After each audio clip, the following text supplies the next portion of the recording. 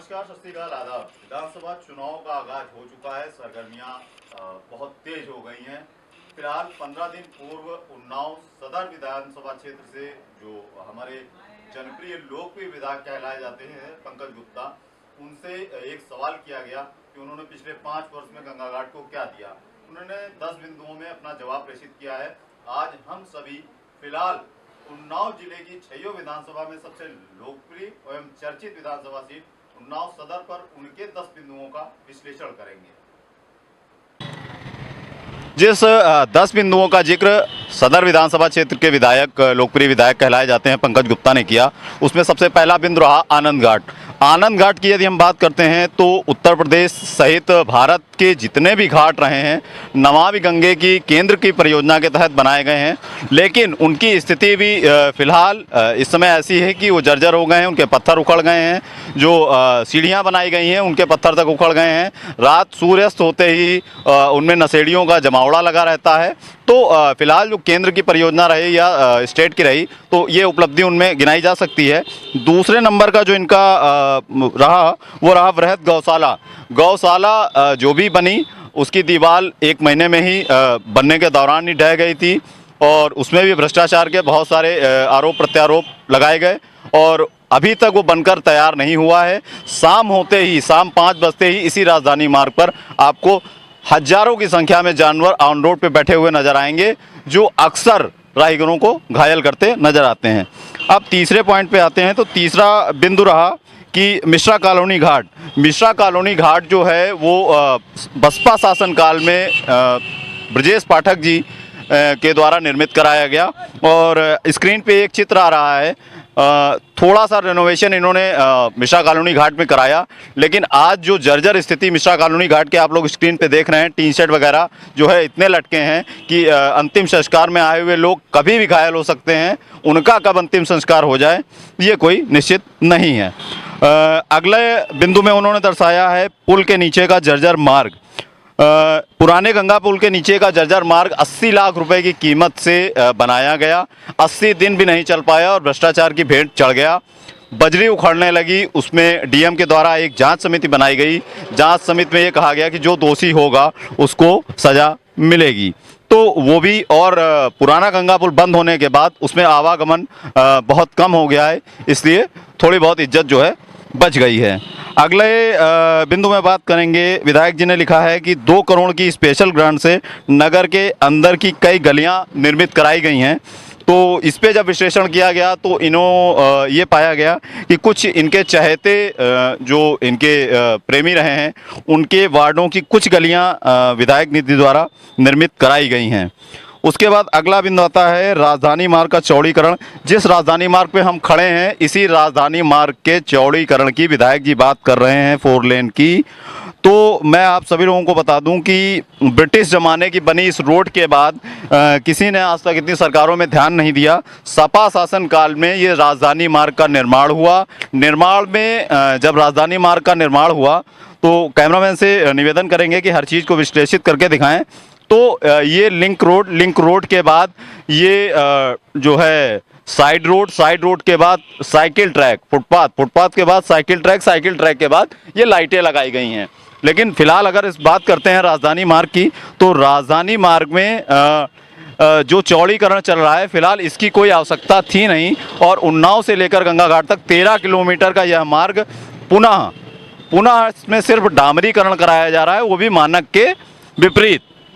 और अभी हम आपको इस दिखाते हैं, 3 दिन हुए हैं इस रोड पे डामरीकरण के, इसकी बजरियां उखड़ने लगी हैं और ये ऊंची नीची होने लगी है महज 3 दिन में। तो आप समझ सकते हैं कि ये विकास सपा शासन काल में बना। ये राजधानी मार्ग नगर को एक अलग दिशा में लेकर गया, एक हम कहते हैं कि आधुनिकता की ओर लेके गया। लेकिन 5 साल भी अभी पूरे नहीं हुए हैं, फिर भी इसके ऊपर इसको रेनोवेट किया गया, इस पर डामरीकरण किया गया। जबकि इसके विपरीत हम कैमरामैन से कहेंगे जरा अपने दाहिने साइड दिखाएं, जो चौराहा है वो जो पौनी रोड जा रही है उस पौनी रोड की तरफ जो जर्जर मार्ग है वहाँ से लिंक रोड होते हुए कटरी पीपर खेड़ा होते हुए पौनी रोड गया है, उसमें 1.5 फीट 1-1 फीट के गड्ढे हैं जो कि अभी तक निर्मित नहीं हो पाई। कई बार उसकी जांचें हुई हैं। तो आप खुद ही अवलोकन कर लीजिए, आप खुद समझ लीजिए कि क्या किया गया। उसके बाद अगला नंबर है 7वें बिंदु में इन्होंने लिखा है पशु चिकित्सालय। पशु चिकित्सालय पुराना बना हुआ था, उसका थोड़ा सा रेनोवेशन हुआ, नवीनीकरण हुआ, उसका कोई विशेष फ़ायदा फ़िलहाल नहीं रहा। इसमें आप देख सकते हैं कि नगर में जब कोई भी जानवर कुत्ता बिल्ली गाय घायल हो जाते हैं तो रोड पे ही सड़े जो है मर जाते हैं, उनका कोई समुचित इलाज नहीं होता, तो इसका कोई विशेष बेनिफिट नहीं रहा। अगला नंबर आता है 8 नंबर पे ठाकुर खेड़ा हॉस्पिटल चालू कराया, और तो कम से कम उसमें ओपीडी चालू करा देते ताकि समुचित इलाज हो सकता, डॉक्टर बैठते तो अन्य बीमारियों का भी इलाज हो सकता। फिलहाल वहाँ पे सपा शासन काल में बनाया गया ठाकुर खेड़ा का जो हॉस्पिटल है उसमें वैक्सीनेशन होता है। अगला जो 90 पॉइंट पे इन्होंने लिखा है, कोरोना काल में जब सपा बसपा कांग्रेस के नेता सो रहे थे, 3000 परिवारों को कच्चा राशन, मास्क वगैरह वितरित किया, सब्जी, फॉगिंग, सैनिटाइजिंग जैसे महत्वपूर्ण बिंदु इन्होंने लिखे हैं। और 10वें नंबर पे लिखा है कि कोरोना काल में फ्री ऑक्सीजन सिलेंडर। तो ये 2 बिंदु जो रहे हैं यही इनकी लोकप्रियता की कहानी गढ़ते हैं। और फिलहाल एक पुरानी कहावत है कि विपत्ति काल में एक छोटा सा सहारा ही हमारे लिए प्रभावी होता है। तो ये 2 पॉइंट जो कोरोना काल में जो इन्होंने किया, सदर विधानसभा ने किया, क्षेत्र में जो सदर विधायक ने किया, 6 विधानसभाओं को लेकर एक विधायक ने सबको सहयोग किया। ये लिख रहे हैं कि 3000 परिवारों को, तो ये सिर्फ गंगा घाट के लिए नहीं, ये पूरी सदर विधानसभा सहित उन्नाव जिले के परिवारों के लिए किया गया, जो एक अभूतपूर्व कार्य रहा। यही एक कार्य रहा जिससे इनकी लोकप्रियता सर चढ़कर बोली। अब बात करते हैं कि क्या अगले सवाल में इन्होंने एक और सवाल किया कि अब विपक्ष से पूछिए कि उन्होंने पिछले 10 साल में क्या किया। तो हमारा जनता से एक यही सवाल है कि क्या सड़क, नाली, खड़ंजा सिर्फ इसी को विकास कहते हैं? इतना जनप्रिय, लोकप्रिय होने के बाद एक नेता से जनता को क्या उम्मीद होती है? स्वास्थ्य, शिक्षा, इन सब मसलों में आप नगण्य रहे, नील रहे। कुल मिला के अगर विश्लेषण की बात करते हैं तो कोई भी ऐसा ऐतिहासिक कार्य नहीं किया गया, जबकि जो इनकी छवि रही, एक जनप्रिय, लोकप्रिय जननायक के तौर पे कहलाए जाते हैं, तो इस छवि के अनुरूप इन्होंने अगले 5 वर्ष में जो पिछले 5 वर्ष रहे वो गंगा घाट में अगर कुछ मिला है तो कुछ भी नहीं मिला। अब आते हैं पिछले 10 साल में सपा में या अन्य के शासनकाल में नगर को क्या मिला। तो पिछले 10 सालों में जो है ब्रजेश पाठक द्वारा नवीन गंगा पुल मिला, जो कि बहुत बड़ी उपलब्धि है।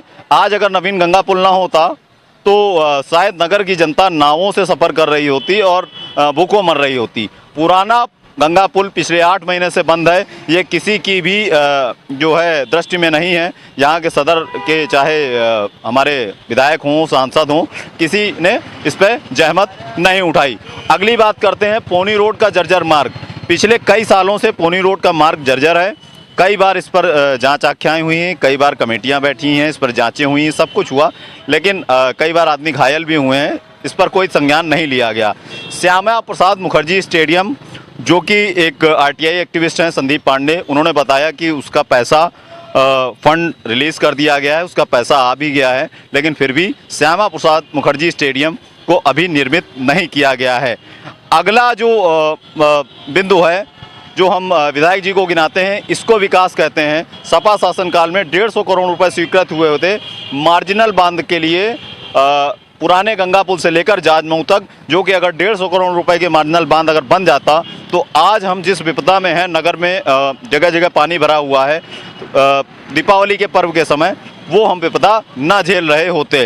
तो ये मुख्य बिंदु है। सिर्फ सड़क, नाली, खड़ंजा ही हमारे विकास के बिंदु नहीं है। इतना लोकप्रिय, जनप्रिय होने के बाद अगर आप सड़क, नाली, खड़ंजा गिनाते हैं तो मुझे लगता है कि जनप्रियता और लोकप्रियता के मामले में आप बिल्कुल फेल साबित हुए हैं। अगर टोटल ओवरऑल रिजल्ट की बात करते हैं, स्टोरी के कंक्लूजन की, तो जो हमारा सवाल था हम वही सवाल पे आकर पुनः खड़े हो गए हैं कि पिछले 4.5-5 वर्षों में क्या मिला।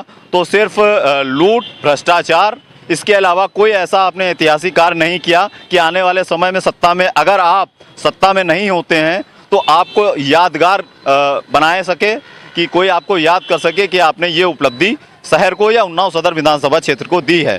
और आप विपक्ष को छोड़ दीजिए, सत्ता पक्ष जब होती है, जब उसका कार्यकाल पूरा होता है तो हम उससे सवाल करते हैं।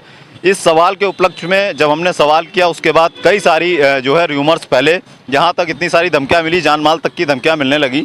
लेकिन हमारा सवाल फिर से आके वहीं खड़ा होगा जहाँ पे भ्रष्टाचार होगा, जहाँ पे सवाल करने की ज़रूरत होगी हम सवाल करेंगे। आप मुकदमे लिखवाइए, आप धमकियाँ दीजिए, कोई विशेष फ़र्क नहीं पड़ता।